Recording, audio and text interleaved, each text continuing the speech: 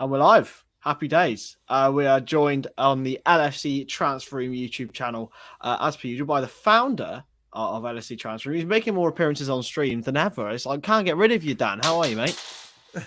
How we going, man? I'm dropping coins here, but yeah, we're doing great. Let's get started. I'm excited. Yeah, we've got loads. Well, not loads, but we've got quite a bit to talk about today in terms of people, rumors. You can see in the thumbnail two very, very cool people there. So that's pretty cool. We're also joined by another cool person, Alison Becker himself. We've got Drew with us. How are you, Drew? I'm doing all right, Chris. Although Liverpool's dropping points like Dan's dropping coins, but um, happy for the international break, a bit of a reset, and I'm doing good. I think that might be the first time anyone said they're happy for the international break. Even though we lost, I'm just like, I just want us to get over it and go again, but we can't, unfortunately. We don't want to talk about West Ham. Who wants to talk about West Ham? No one. We're going to get into some stuff that's come out of Liverpool today. Also, just a quick one. If you are watching on Twitter, come and watch us on YouTube so you can get the comments in. It is really annoying. We are working to try and get your Twitter comments back up. But if you come and watch us on YouTube, you can comment, you can interact with Dan's beautiful face effectively. That's all we need. Anyway, we'll start off with the big news coming out today that Steven Gerrard is very, very close to joining Aston Villa as manager.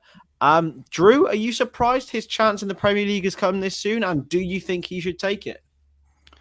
I actually think this would be a perfect move for him. I feel like he's almost like a big fish in a small pond at this point. No disrespect to the Scottish League, but for Gerrard, I feel like the natural next step would be, a classic historical Premier League side who's struggling a bit, which that's Aston Villa, and they have the resources. I don't know if they've squandered all of the Jack Grealish money, but I feel like it'd be interesting to see how he does there. And depending on whether or not he does a great job, I feel like that's the perfect litmus test for whether or not he's ready for the Liverpool job, which we all know he wants at some point in his career. I can just see there's over 100 of you on the Twitter, so please come over and join us on YouTube. We will put the link underneath Dan if you could do that or something. That'd be cool. But Dan, before we do that, in fact, I can do it while you have a chat about Steven Gerrard. Is it the right move for him, mate? Yes, 100% yes. I do not know why there's a lot of people on social media that are not agreeing with this move. I mean, I see no negatives from Steven Gerrard moving to the Premier League, especially because he's going to such a great team. I mean, you look at their squad. They have Emiliano Martinez, who's one of the top goalkeepers in the league. You have Buendia, who was amazing in the championship, just needs to regain his form. You have, is it Bailey from also, he was at Bayer Leverkusen as well. What else you have in that team? I mean, you have endless of players. I mean, just top quality players that need that one manager that is able to just bump them up to the next level. You know that Steven Gerrard worked at Liverpool for the academy. He worked with young players. He developed them. He also worked at Rangers developing young talents.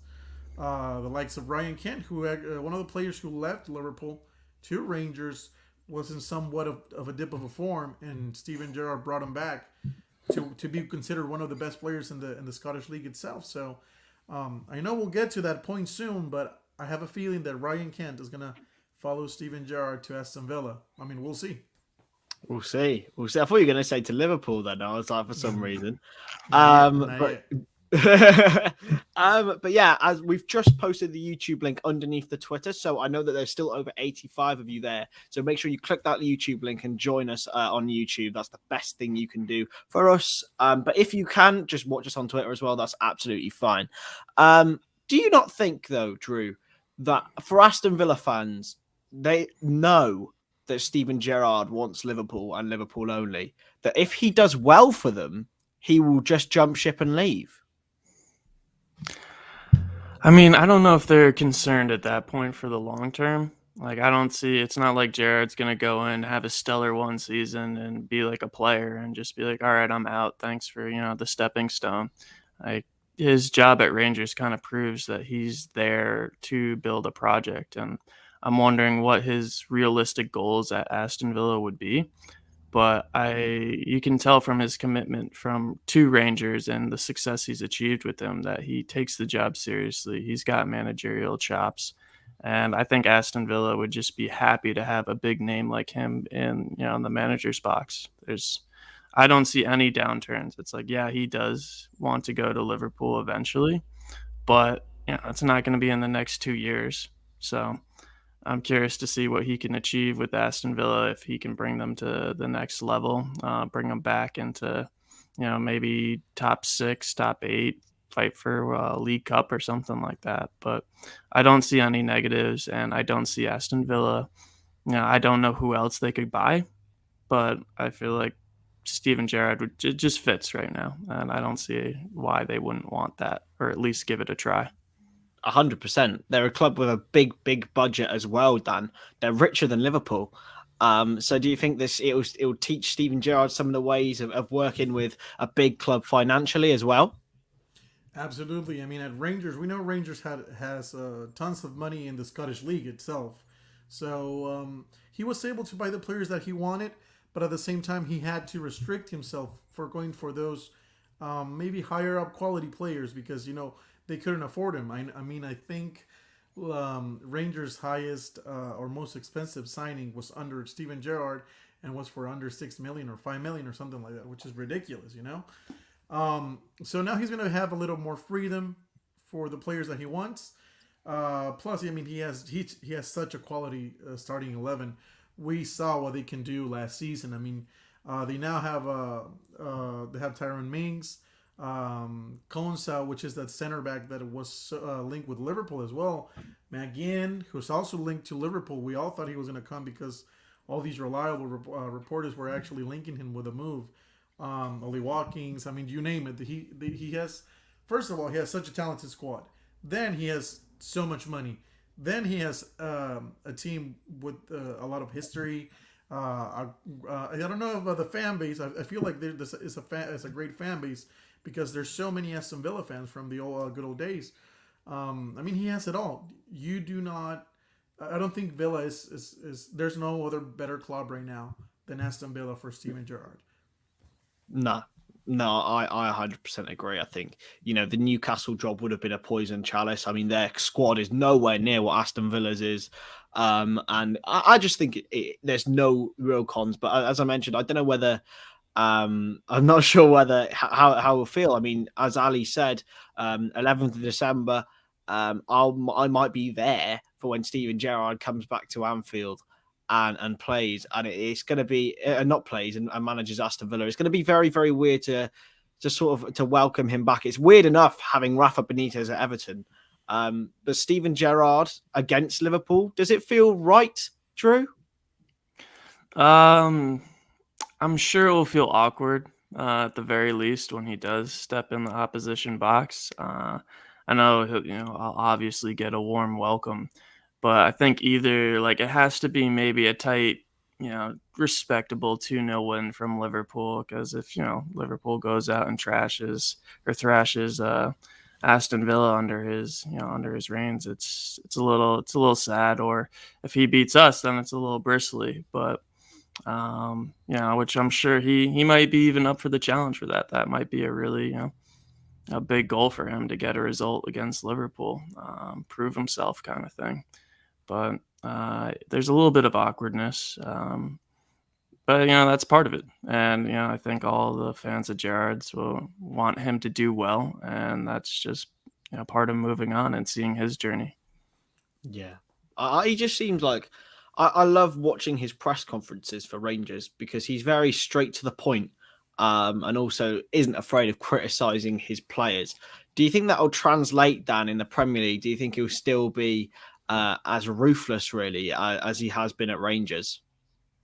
I mean, I don't think the press is as strong or strict as is in the Premier League. We know the media and the newspapers and the press itself in England itself is such a huge part in football, and I feel like he's going to adapt a little bit. I mean, he already knows how it works, but from a manager perspective, you have to be really careful with your comments because whatever you say obviously is going to change. He knows this, obviously, but in England is gonna multiply by five. You know how strong media has of an impact on players, on teams, on transfer fees and everything. So I feel like he's ready. He knows how these things work, but he will start tweaking a few things from his comments that he does usually. I know he's been very, very vocal in the Scottish League when he's been interviewed.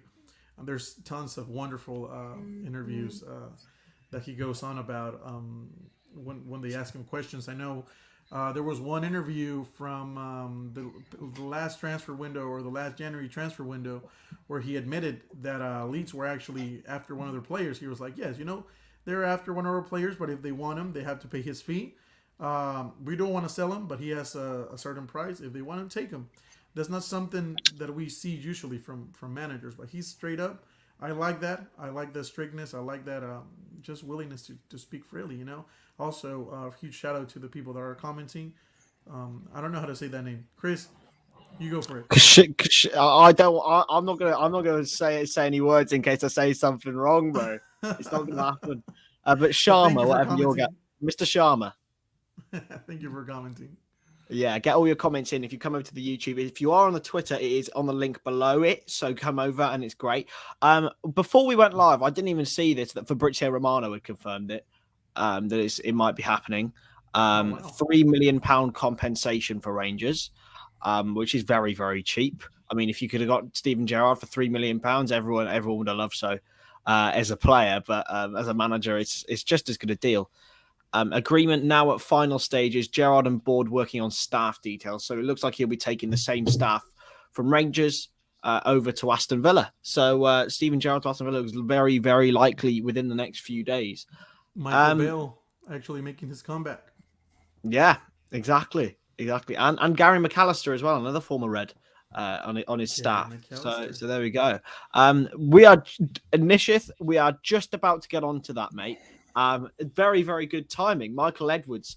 A lot of people have talked about how big a loss he may be to Liverpool Football Club.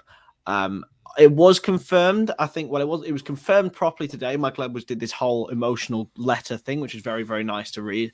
But it was talked about in the summer as well, and he pretty much confirmed it anyway. But Dan, we'll start with you, mate. How big a loss is Michael Edwards for Liverpool? Huge. We all know this. I mean, I don't even have to mention how such a big impact that Michael Edwards had in Liverpool. But one thing I do want to mention is that I was reading Melissa Reddy's article for The Independent this morning, and she was saying that FSG and Liverpool itself knew that this was coming, because obviously Michael Edwards has been turning down contract extension offers for almost a year or more than a year. So this being said, they've been preparing his successor for almost a year.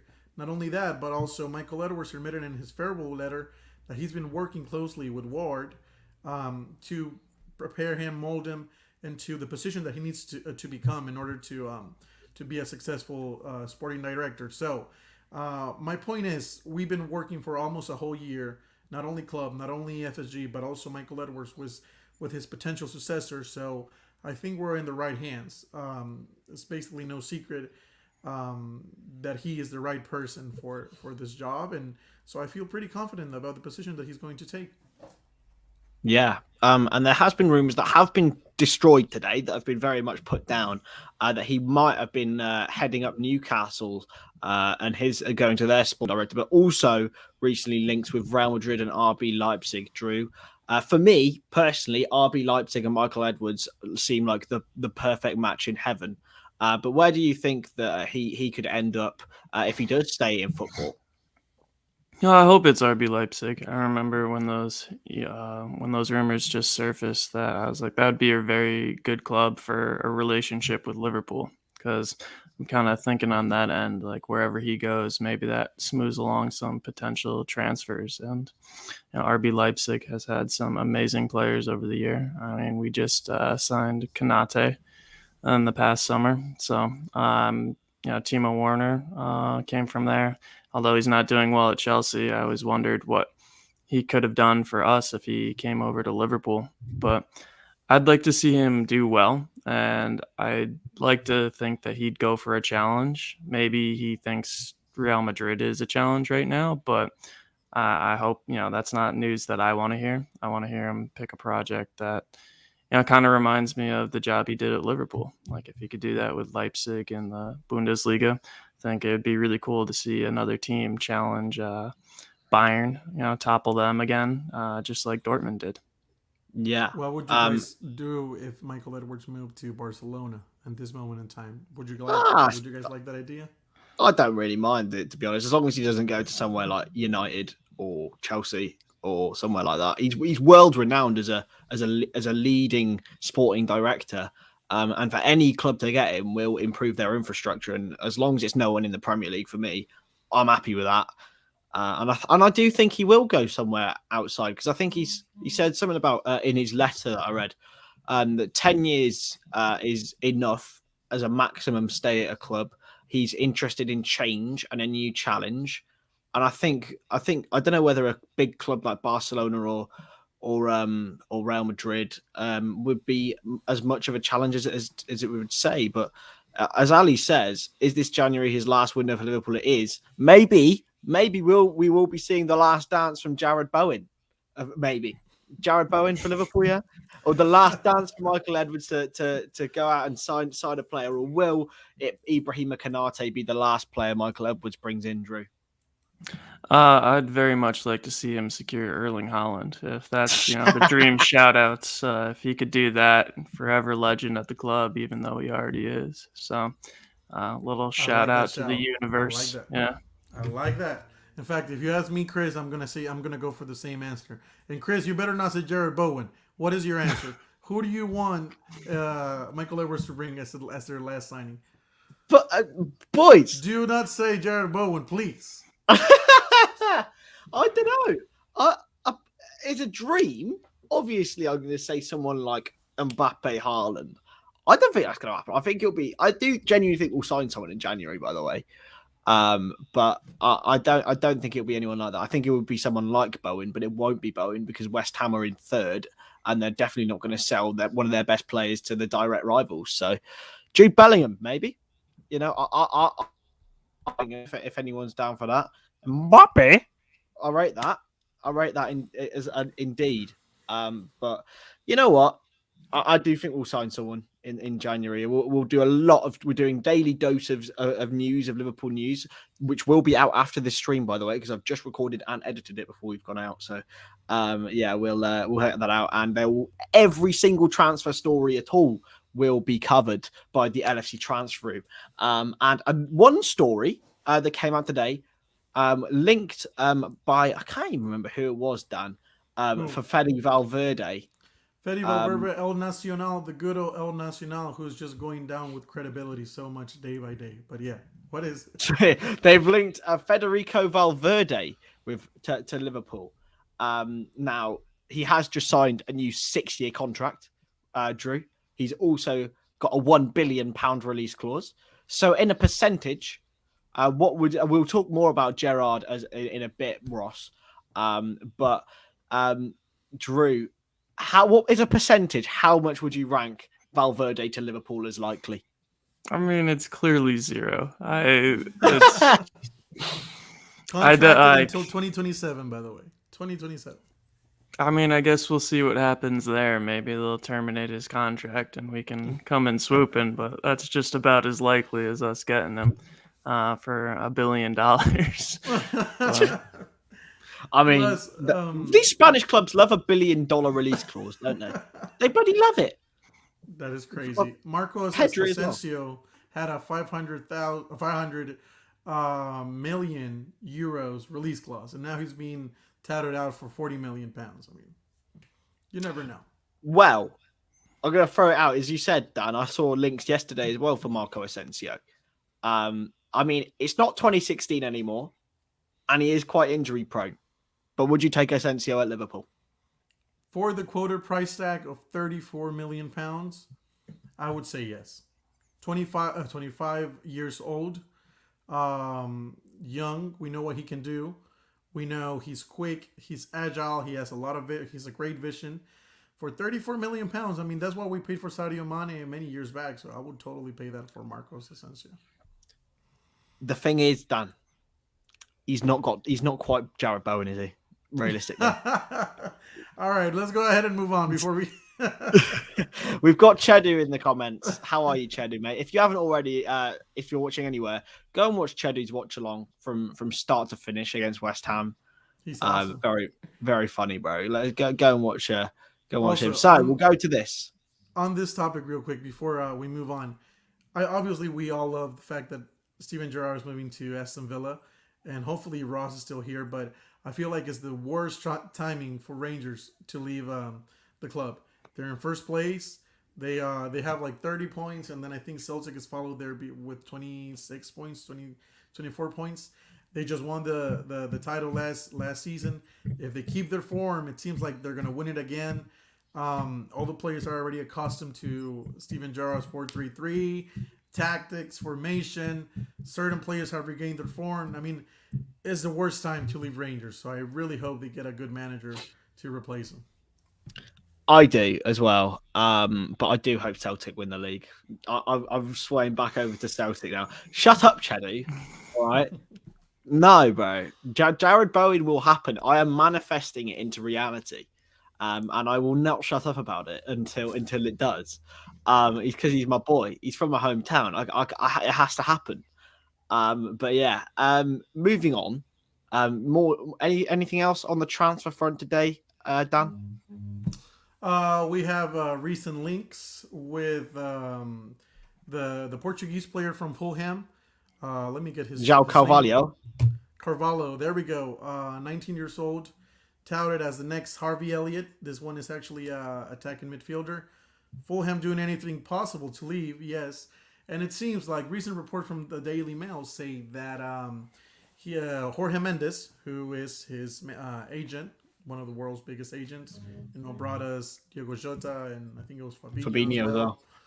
Yeah, he's basically trying to get him a move to Liverpool. So that's great news. His contract ends in the summer, so there could be a way of us getting him for free if he's a next generational talent. Be nice, be lovely. But yeah, any final thoughts, Drew, before we head off? I hope we get linked with the player with some more experience, like someone who can come in and cover the midfield well. Like I want, Bellingham would be a dream signing, but I don't know. I feel like our midfield's just crumbling apart. And, honestly, I'd love to see someone like Toni Kroos step in. Like I know he wants to move away from Real, so maybe send a message to the universe there. But hoping we get some midfielders in January. I'm sure we will. I'm one of the very few who actually think we are going to sign like 2 players in January. I'm feeling it, mate. It's going to be probably like someone a bit like Ozan Kabak, someone on loan until the end of the season. I'm pretty sure. Drew is better than everyone according to Chedu. So I think that's the best way to leave it. Make sure to follow us at the LFC Transfer. Make sure to subscribe to our YouTube channel as well. Why wouldn't you do that? It's just insane. We've got daily news every single day. Bang, bang, bang. We're always here. We're always here to have a discussion as well. And yeah, just subscribe. Just subscribe. It's just and get your nan and your granddad and your mum and your dog to also subscribe. And your bots. If you have bots, send them over. Subscribe or you smell. Subscribe or you smell. That is very, very... I think we should make that our saying. But anyway, we will catch you in the next live stream. I'm sure we'll do some more over the international break and we'll catch you in the next one. See you later.